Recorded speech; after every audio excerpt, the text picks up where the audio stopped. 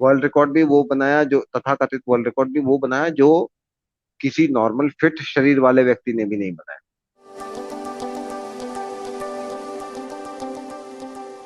मैं चाहूंगा हमारे दर्शकों से आप उस बात को साझा करें कि किस तरह से 55 घंटे लगातार बिना सोए, और आप क्यों नहीं सोए या नींद क्यों नहीं आई, उसके लिए भी आपने खास बात बताई थी। मैं चाहता हूं दर्शकों के साथ साझा आप करें।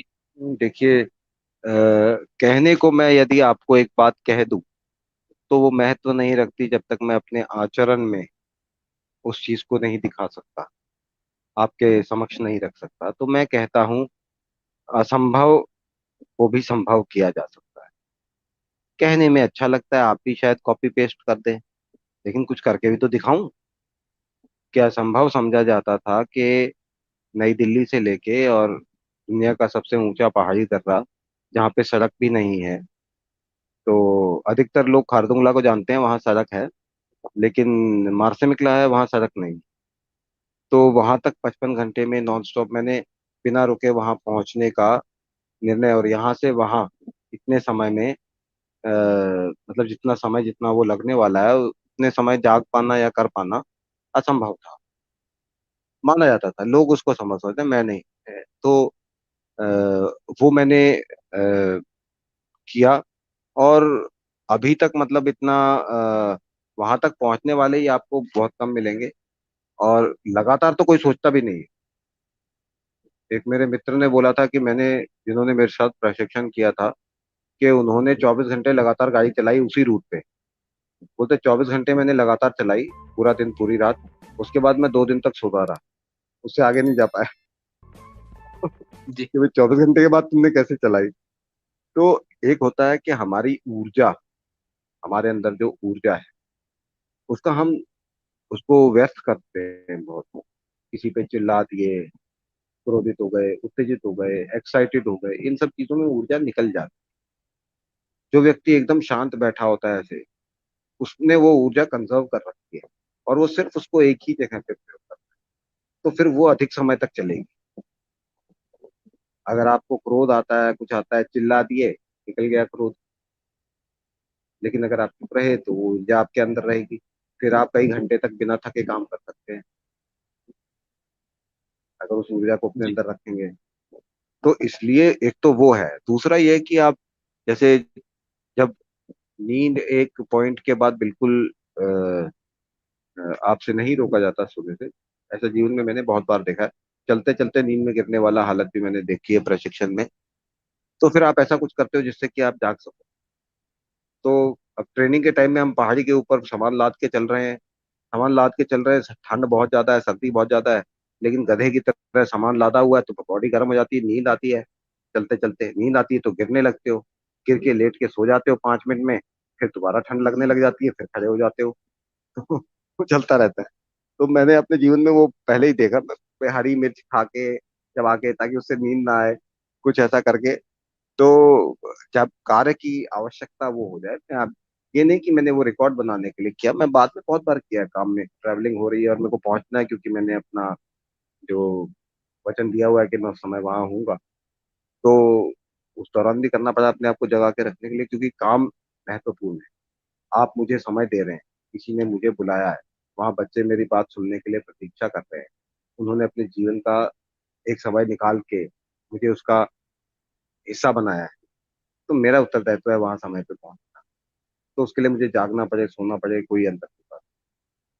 तो ये रिकॉर्ड था, रिकॉर्ड को भी देखिए, विद्या ददाति विनयम तो एक बात है, लेकिन मैं ये मानता हूं कि आप किसी भी स्वप्न को, किसी आपकी इच्छा को, किसी आपके उद्देश्य को बहुत बड़ा मान लेंगे कि मैं तो कुछ बड़ा करूंगा, तो आप उसे नहीं कर पाए।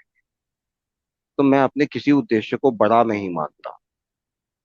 वो, आप अगर सोचेंगे कि बहुत बड़ा है, अरे बहुत बड़ा है, तो उसमें फेल हो सकते हो, इसलिए आप फेल होना स्वीकार कर लोगे कि भाई बड़ा था इसलिए फेल हो गए। मैंने तो सिविल सर्विसेज की तैयारी करी थी, अब आसान तो होता नहीं, फेल हो गया। तो आप जल्दी मान लोगे हार, भाई कोई बड़ी चीज नहीं है, कर लिया कर लिया। तो अपनी किसी उपलब्धि को मैं बड़ी समझ के कभी नहीं रखता हूँ कि मैंने कुछ बड़ा। हाँ, उसको देख के कि भाई उसमें और एलिमेंट ये थे कि भाई आप, मैं विकलांग हूँ, मेरी डिसेबिलिटी इस दुनिया में, इतनी डिसेबिलिटी के साथ गियर की गाड़ी, जो गियर और क्लच वाली गाड़ी होती है, वो चलाने वाला मैं इकलौता व्यक्ति हूँ।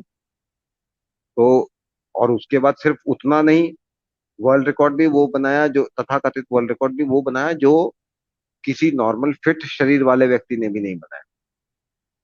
मेरे यूट्यूब चैनल पे वीडियो है जिसमें मैं एक ट्रक को एक हाथ से खींच रहा हूँ। तो क्योंकि भाई ईश्वर ने ये शरीर हमें दिया है, तो ये गिफ्ट है, इसको, इसका ध्यान रखना, ये दिमाग का ध्यान रखना, इसको अच्छा रखना, तेल ग्रीस लगा के रखना, ये जरूरी है कि हम इसको फिट एकदम हालत में रखें जितना हम रख सकते। तो वो मैंने किया, और उसका वो उदाहरण किसी के समक्ष रखा।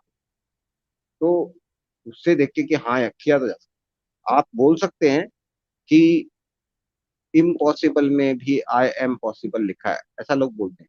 भाई ऐसे बोल देने से हो जाएगा क्या पॉसिबल? सीखना पड़ेगा कि कैसे करना है। स्पेलिंग चेंज करने से थोड़ी होएगा। कोई कहता है, वो शेर है मेरे सामने कई बार लोग सुना देते हैं, कौन कहता है कि आसमान में सुराख नहीं होता, एक पत्थर तबीयत से तो उठा लो यारो।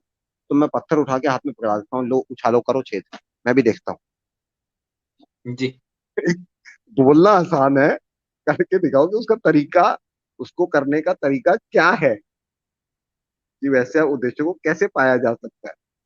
तो उस उद्देश्य को छोटे छोटे कदम उस दिशा में लेके, आप ये मान लीजिए, मैं आपको बोलता हूँ कि आपको अभी यहाँ से कंचनजंगा के बेस कैंप पे जाना है, और 2 दिन के अंदर निकलना है। ठीक है, आपके पास विकल्प नहीं, आपको करना है, बस मैंने बोल दिया। अब आप सोचने बैठोगे, गूगल करोगे, जानकारी लोगे, साधन जुटाओगे, आग सी लग जाएगी शरीर में, पता करोगे सब, फिर अंत में बोलोगे सर ये तो संभव नहीं। तो यहां से वहां जाने में आप 100 बार सोचेंगे और संकोच करेंगे, और अंत में निर्णय करेंगे कि ये व्यवहारिक नहीं है, जाना संभव नहीं है। लेकिन वहां पहुंचा दूंगा तो आप वापस आने का रास्ता खुद ढूंढ लेंगे। तो वो भी अभी बिना तैयारी के। जब हम अपने आप को परिस्थिति में डाल देते हैं, तो हम उससे निकलने का रास्ता खोज लेते हैं। लोग कहते हैं बोलो मत करो, मैं बोलता हूँ बोलो, 100 लोगों को बता दो। आप शराब पीना छोड़ना चाहते हो, 100-200 लोगों को बता दो कि बस छोड़ दिया मैंने आज से। ताकि फिर आप पे विवशता आ जाएगी कि अब तो छोड़ना पड़ेगा, अब तो कह दिया। जी जी क्या, जी क्या आप ऐसी जगह चले जाओ जहां मिलती ना हो, जहां आपके पास विकल्प ही ना हो, तो फिर आप क्या करो, छूट जाएगी। तो आपको परिस्थिति जी में डालना पड़ेगा, यदि आपको वो समाधान चाहिए उस बात का। अगर समाधान परिस्थिति में डालोगे तो कोई भी काम किया जा सकता है। जी। अच्छा, एक बहुत बढ़िया घटना आपकी मेरी बातचीत में आई थी, मैं चाहता हूँ कि आप उसका जिक्र करें। वो जो दीवार फांदने वाले लड़के की घटना का आपने जिक्र किया था, और माँ बाप से जिस तरह से आपने उसको जोड़ा, वो बेहतरीन है। मैं चाहता हूँ उसका जिक्र आप यहाँ करें। देखिए, वो बच्चे ने 2-3 बार कोशिश करी, गलत टाइम पे आया, उस समय में मिल नहीं सकता था। तो फिर वो दीवार कूद के अंदर आ गया, उसको कुछ समस्या थी। तो मैंने बोला भाई ऐसी कैसी इमरजेंसी आ गई, मैं तो 1 साल से यही हूँ, इसी गांव में हूँ, पूरे टाइम 24 घंटे किसी भी समय आ सकते थे। तो फिर अंत में जब उसकी मेरे से बात हुई, तो बोलता सर मुझे फलाने गांव की एक लड़की है, उससे शादी कर। तो मैंने कहा भाई मैं क्या मंत्र पढ़ूंगा उसमें, मेरा क्या रोल, तुम्हें करनी तुम जाओ करो, तुम्हारी जिंदगी है। अगर उसके लिए तुम्हें मार मिलती है तो वो खा लेना, अगर उसके लिए मारे जाते हो तो वो खा लेना, सफल हो जाता है तो वो कर लेना। तो ये तो मेरा कार्य क्षेत्र नहीं ना ये।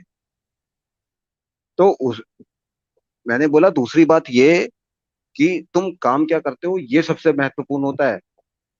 भगत सिंह की कोई गर्लफ्रेंड नहीं थी, ठीक है, भगत सिंह का काम उनके लिए सब सर्वोत्तम था। तुम्हें भगत सिंह बनना है, लैला मजनू नहीं बनना अपने जीवन में। तो फिर उसने ये बोला कि सर मुझे कोई ज्ञान की बड़ी बात बताओ, आपको लोग ज्ञानी कहते हैं तो कोई बड़ी बात बताओ ज्ञान की। तो मैंने कहा भाई अपने घर जाओ, और जो तुम्हारे माता पिता इस समय कर रहे हैं उसमें जाके उनका हाथ बटाओ। अब मुझे नहीं पता वो कितना पढ़ा लिखा है, कौन सी नौकरी कर सकता है या क्या, मुझे नहीं पता। पर माँ बाप तो अवश्य हैं, और उनके माँ बाप कुछ तो कर ही रहे होंगे गाँव में, कि मतलब खेती कर रहे होंगे या घर की सफाई कर रहे होंगे, या कुछ तो कर रहे होंगे। जाके उनका उनका हाथ बटाओ। और अगर उनके पास अभी कोई काम नहीं है, वो खाली बैठे हैं, तो किसी पड़ोसी का हाथ बटा दो।